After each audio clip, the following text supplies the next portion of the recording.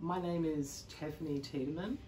I've been working as a craft artist since I graduated from the Canberra School of Art last century, 26 years ago.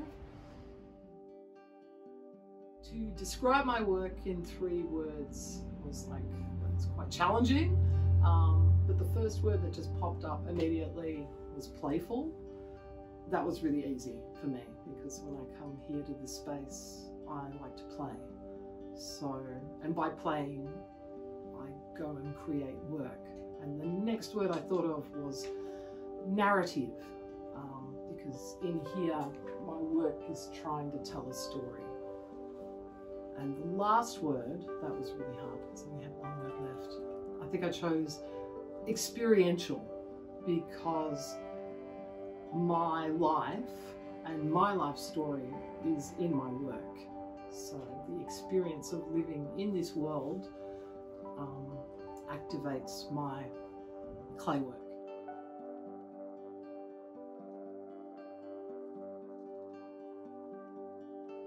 On the one hand, I do a lot of community artwork, so I work with community groups and children to help them produce mosaics or activate their space.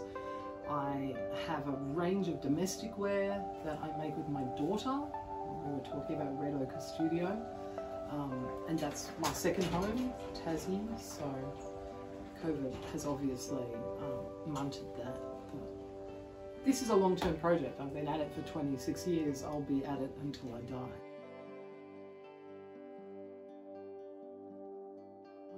My studio space is my sanctuary. I can disappear out here. It's my woman cave. I love it so much. Even though it's leaking, it gets flooded out. I put my hands into the shelves and hairy spiders walk across them. Possums make a big noise on my roof.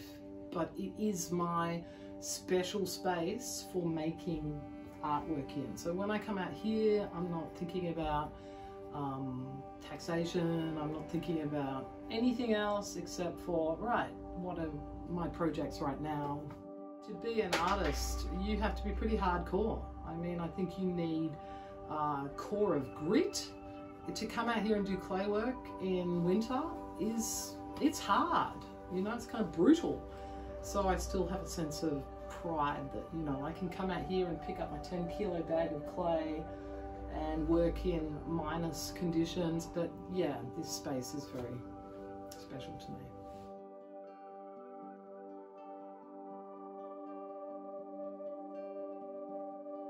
I do have a daily practice, although sometimes it's 5 minutes. You know, sometimes I get in here and I arrange bags and let things dry slowly, shove some things in the kiln.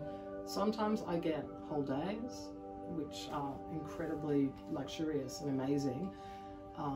Sometimes I get grants and they enable me to spend weeks, which is amazing. But generally I would say my practice is pretty stop, start, stop, start, stop, start. I've always got my fingers in several pies, which is sort of disgusting and not COVID safe, but that's just the way I have to work. I have a number of commissions. I usually have a few commissions going. Sometimes they're quite weird and intriguing, which I really like because it just gives me a chance to go away with imagination. And I'm really dependent upon working to exhibitions, and same with the open studio. That gives me a real focus, and which is fantastic because otherwise I can get lost in my project that I started a decade ago. What I love about being an artist are things like I don't have to wear a suit.